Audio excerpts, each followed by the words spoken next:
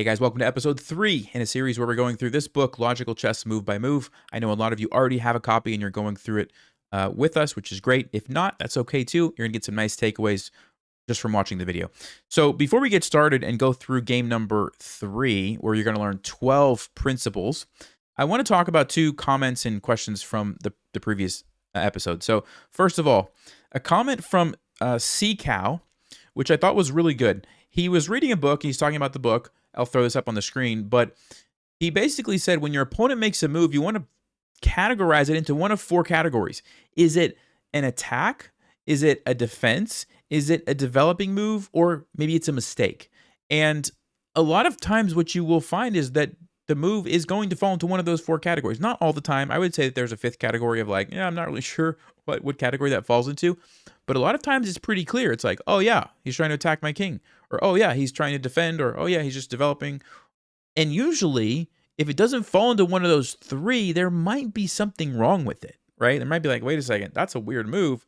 You want to be thinking maybe it's a mistake, okay? And as we've seen through this series, the move like h3 and h6 sometimes falls into that category where it's like, yeah, okay, maybe he's kind of trying to defend against a bishop pin, but maybe it's also a mistake. Something to think about. Thank you, C-Cow, for the comment. I thought that was pretty good. All right, the next thing I want to talk about is a question from the user Arion, I believe the name was. And they asked a question from actually the game number 1 that we looked at. So I'm going to jump back to game number 1. And if you guys remember from the first episode, we talked about this position. And we talked about how black played a6 to avoid the problem of this sacrifice, right? Where white could sacrifice, get the fork, end up getting 2 pieces for the rook and the pawn. And a6 was played to give the bishop somewhere to run to, right? Somebody said, Arion said, you don't have to take with the knight. You could take with the bishop. And now you don't have a problem because after takes, check, you just go back. And you're okay. Now, this is not that simple of a position because d5 attacks your knight. And yes, you can maybe play d4. Maybe you can play b5. There's also bishop d7, which is what the engine is saying is the best move here, which is interesting. Just like going on the offensive and getting some pawns. It's kind of weird. But there's something that's even makes all of this irrelevant. Let me show you what that is. From this position, when we capture this pawn, white's not going to take it. They're going to play the move d5 straight away. And now we have a problem because if we move our knight, which we have to, otherwise he's just going to take it. But whenever we move the knight, there's nothing defending the bishop. And if we save the bishop, then we lose the knight, right? If you move your bishop back, you lose the knight. However you look at it, you're losing a piece. Okay, so that's the problem. And I'm glad that this question was asked because this is super common. And this is where a lot of people make mistakes when they play chess. You know, you're looking at this position and you're thinking, okay, if they play a5 on me, let's see, if I take, I get forked. Yeah, that's no good. But I'll take with the bishop first. Takes, take, and then I'll move my knight back and I'll be just fine. Cool. And you think you've got it figured out. You think you're fine. And you forget about the fact that there's this other threat, right? This sort of secondary threat where, yes, sometimes white could sack the rook, but they also could do this.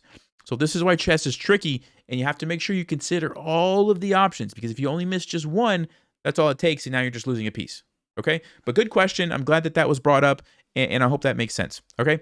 So having said that, and by the way, thank you guys for the comments. Keep posting those. I'm going to be reading through them and answering, the ones that I think are applicable and going to be helpful to everybody. All right, let's go ahead.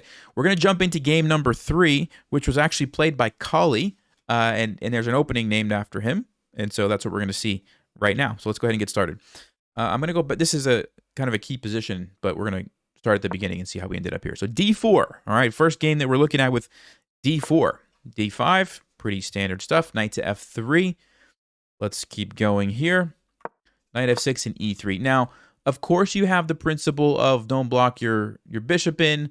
This is an exception, and basically what white is saying is, look, I'm going to get all my other pieces developed first. I'm going to castle, and I'm going to play e4 to break open the center. And once I do that, then my bishop's going to be ready to come into the attack, and the game is going to go on from there. Okay? So white is not, just forgetting about this guy and like, I'm just going to leave my bishop sit there for the entire game like some beginners do. This is a very clear opening that has a plan, and that bishop is going to play a role later. And one other thing that's important to note here, and we're going to talk about this later, but c5 a lot of times will happen. And when c5 happens, sometimes the queen comes over here, And you have to worry about this b2 pawn when you bring your bishop out. In this case, white's leaving it there, so you don't have to worry about that. So just something to think about, okay? Let's keep going. e6, bishop to d3, and c5. So this is principle number 1, and that is when you play in a queen's pawn opening, so if it's a d4, d5 opening, or even d4 or anything opening, the move c4 or c3 or c6 or c5 is very, very important to let your queen have options, okay? In fact, a lot of people would consider playing a move like knight to c6 a mistake.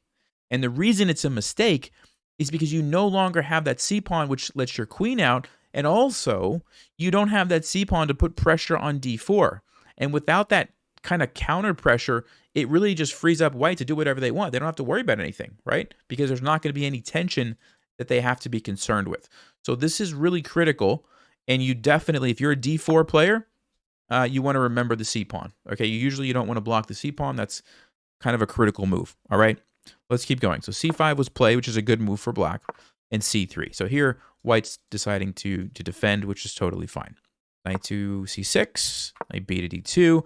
And, normally you want your knights on c3 and f3, but in this particular opening, this is totally fine. This is the system that you would go for if you're playing the Colle. Very solid. You're putting a lot of defenders on that d4 square. And you're going to see these pieces are not just stuck back here. They're going to come into the game later. That's kind of how the Colle works. All right, so let's keep going. Bishop to e7. So let's see, castling before move 10. We've already talked about that. c4. Okay, this is kind of a common beginner move. He talks about it in the book. Lots of beginners will play this move. It's really not a good move, and it goes back to what we already talked about, right? You want that pressure on the center. You need that to make it difficult for white to do what they're trying to do. When you play c4, you give all that up. Yes, you get a simple threat, but that's super easy for white to deal with. They're just going to play bishop to c2.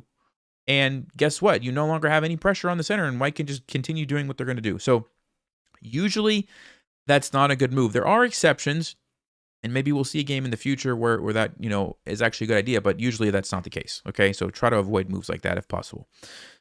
And this brings us actually to the second principle, which is the best way to, and I've said this before, the best way to deal with an attack on the flank is with a counterattack in the center, right? In one of the previous games in this series, I think we looked at, white did something similar. They locked up the center, and then black ended up attacking them on the king side, and they had no way to counterattack in the center. Similar thing here, right? Black has totally given up the ability to counterattack in the center. Okay, let's keep going here.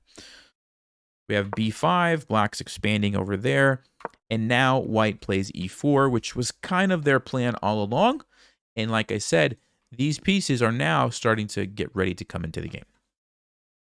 Now, black takes here. Now, I don't like this move for black. I think this makes white's life super easy because you just take and it frees up everything and you're pretty happy. If I'm playing this position as black, I think I would strongly consider bishop to b7. And yes, you have to deal with the fact that white's going to push by maybe and you lose some space. But you haven't castled yet. And I think what I would do if I'm playing this as black is I'd play queen c7 and castle queenside. And it's going to be a wild position. Like, yes, white can play b3 and a4 and try to attack over here and attack your king, but you've got a lot of pieces there. You can start maybe attacking somehow on this side of the board, and it's going to lead to a wild game. But I think that would give white more problems than what happened in the game where you just made their life easy. And that's something that's important. You don't want to make your opponent's life easy. Even if you're not playing maybe the best move on the board, if you're playing a move that's tricky and it kind of leaves them asking the question, like, I don't know really what to do next, that's a good sign, right? Here, black just makes white's life super. I mean, what's white going to do? This is exactly what they were hoping for, right? So, all right, let's keep going here. Knight takes e4. And black castles. All right, principle number 3. Before you castle, just ask yourself the question, am I castling into an attack? And if so, maybe you don't want to do that.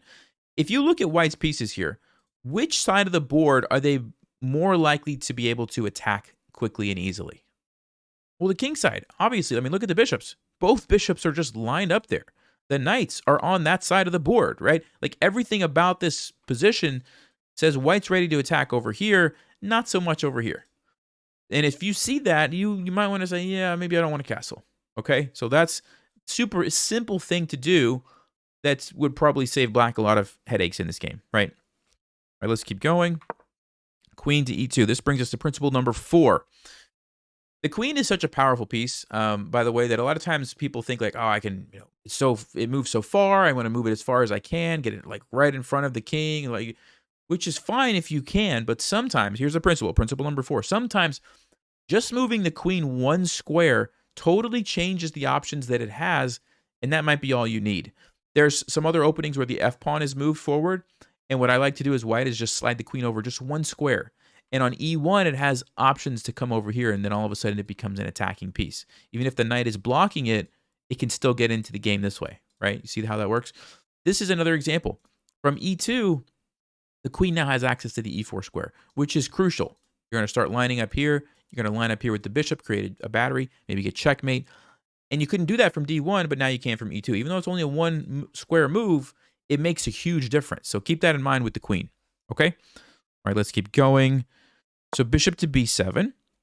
And here, white plays knight f to g5. Now, this is a really nice move, and I think a lot of people might be tempted to maybe just trade here. Like, maybe you're like, let me just go ahead and trade that. Let me play queen to e4, go for checkmate. The problem is, when you trade, first of all, even trading just one set of pieces makes your opponent's life easier. Like, when you're attacking, usually you don't want to trade pieces. Okay, I guess I could have made this a principle, but the more pieces that you trade, the easier it is for the person to defend, usually. So that's what's going to happen here. They're going to play g6. Yes, you could go bishop h6. You're probably just going to move. And how do you continue attacking? I don't see anything, obviously, that I can do if I'm white. It's not that simple, right? So that's why in the game, white didn't do that. They left the tension, and they played a different move, bringing another piece towards the king. All right, so try to not trade pieces and bring in the pieces to attack. That's usually the way to go. Let's see, what did I write? Oh, yeah. So principle number 5. An advanced strategy when you're attacking is to try to bait your opponent into moving their kingside pawns forward. So we've already talked about it in the series, right?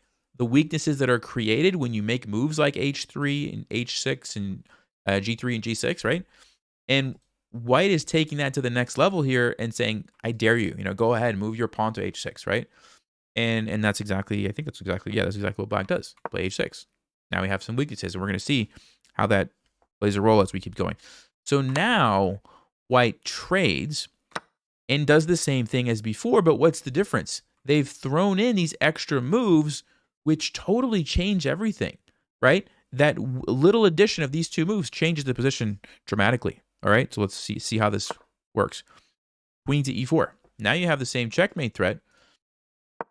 And after g6, you have almost the same position, except instead of this pawn being back here and this knight being back here, we have this position. Very much better for white, okay?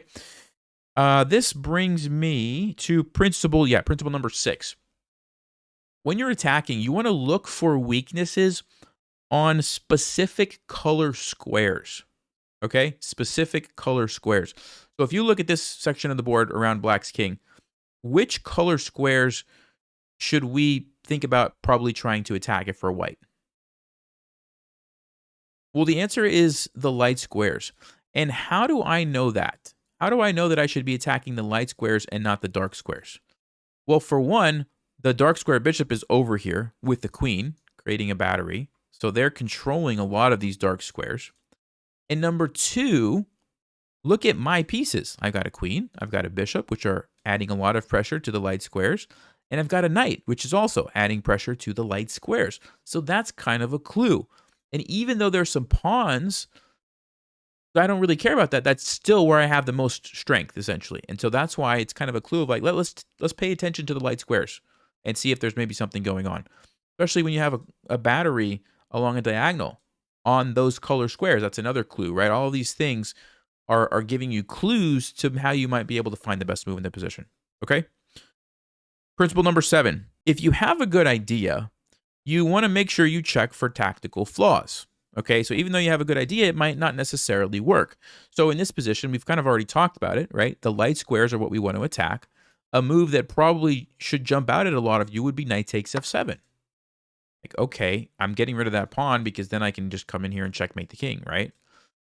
But you have to calculate a little bit of what's going to happen. Well, most likely they're going to take. I'm going to come in with check, and they're going to block. And do I have a good follow-up? Well, I can't go there because the rook is now defending. And actually, if you look carefully, this rook is kind of a monster. It's not only defending all of these squares along the 7th rank, it's defending these light squares, and it's attacking here. And look at that bishop, and all of a sudden, black's going to be the one who's attacking white, okay? So that's like a tactical flaw, like a tactical thing that just doesn't work. So that's principle number 7. You have to make sure you look for that so that you don't just throw away your pieces thinking that it must work, and actually, no, it doesn't work.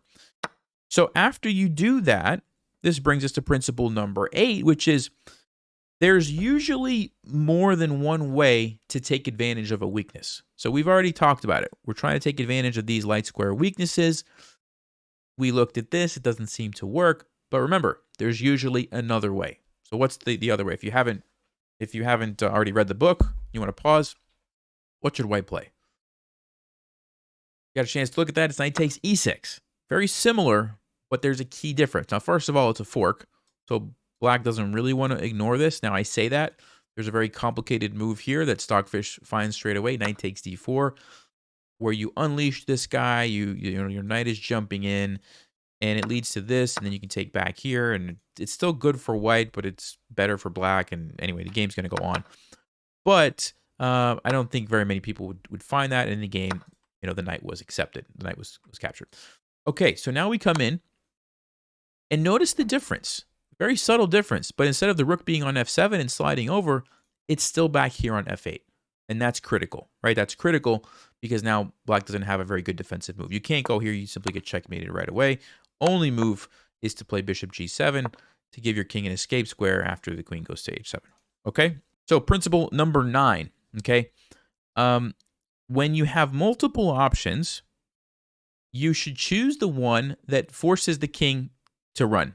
This is specifically with attacking. When you're attacking and you have multiple options, you should choose the one, usually, that forces the king to run away and leave the back rank where it's safe. So, okay? So like in this position, I think a lot of people might be tempted to take this pawn with check. I think a lot of people might be tempted to take this pawn because it's pinned. The problem is both of those moves don't force the king to run out, right? This one, he could probably just play rook f7 and he keeps trying to defend. Yeah, you could maybe do something with the bishop, but the queen, like, let's just see what's the move here. Yeah, the queen's going to defend, and yeah, you could make a trade, but now you end up with this position where it's like, is this even good for white? I don't really think so. I mean, you've got bishop, bishop, you got a knight and a bishop for a rook, and I don't know, it's not that great. Also, this one, bishop takes h6, queen f6 is a move, looks like rook f7 is a move. And again, black is defending. The king is kind of still safe back there. These aren't bad moves for white, but they're not as good as queen to h7 check, which forces the king to come out. All right, so that's a very, very critical principle when you're attacking. You have the option to force the king to run out. Usually you should do it. And the follow-up move here is bishop to g6 check. And again, you have the same kind of thing. Like, you could play this move. This is pinned. You could do that, but again, it's not very good. Queen f6 is happening, and the queen's kind of doing a great job of defending, and I don't know what you're going to do now. But bishop g6 forces the king up to f6. Again, forcing the king to run. You can't go to e7 because you lose the bishop here for free, and so the king has to go to f6. Okay? So we see the same principle there happening. All right, now it's white's turn again, and the principle here, principle number 10, is when you're attacking, you want to make sure you identify the key weak squares. What are the key weak squares? This is a good example of that. So what do you think white should play here if you haven't read the book? All right, if you had a chance to look at that, the move is actually bishop h5. And I think this might be a tricky move for a lot of people to think about because you just brought the bishop in. Why are we moving the bishop again? And it has to do with the principle that I just said. Identify the key weak squares. Well, this g6 square is a key weakness. First of all, it's only defended by the king. That's it. And second of all, it's where we would like our queen to be. The problem is the bishop's in the way, right? And so all we're doing is saying, look, I'm just getting the bishop out of the way so the queen can use that square. And at the same time, I'm keeping the bishop on this diagonal so black can't retreat. So a bit of an advanced move, but very, very important to identify those squares and take advantage of them as best as you can. Okay? So Black plays knight to e7 to defend, and now, finally, white will actually capture that pawn. There's not much else that you can do, so you can bring in another piece and attack the bishop there. All right, let's keep going. Rook to g8. And this is a good moment to pause if you would like. What do you think white should play next? Or what was played in the game? All right, well, if you had a chance to look at that, the move that was played is h4. And this is a good segue to the next principle, principle number 11, which is when you're attacking and it looks like your attack is fizzling out, or maybe you don't really have a good follow-up, it might be a clue that you need more pieces. So when your attack is stuck, bring in more pieces. And that's kind of what we see here. Like the queen can't really take anything. You can't really go anywhere. The bishop, you don't really want to just trade and make life easier for black. What else are you going to do? Well, bring in more pieces. Okay, that's what h4 is. And even though it's just a pawn, it creates a checkmate threat, right? This is checkmate if black doesn't stop it. So very, very powerful. You could also probably consider moves like this to bring in a rook that way as well. But this is a more immediate threat, okay? So h4, and black simply captured in the game, which just led to the immediate checkmate. They could have also tried e5, and this is a good moment for you guys to pause. What if black did play e5? How should you finish off the game here? All right, and if you had a chance to look at that, this brings us to principle number 12, which is, when you're attacking like this, usually you're going to need a final blow, a final tactic to kind of like finish off the game, and that's what we see here, okay? And the easiest and simplest tactic that's available is to simply take here with check, and when the rook recaptures, you take with the pawn, and notice the king is the only thing defending the rook, but because of the way the bishop is sitting here and the pawn putting it in check, the king has to leave. Either you take the pawn or you run to e6, it doesn't really matter, and then you lose your rook, and the game is basically over. White's going to win. Okay, you can bring the rooks in, you can probably find a checkmate here depending on what black does, and it's all over. Okay, so there you go.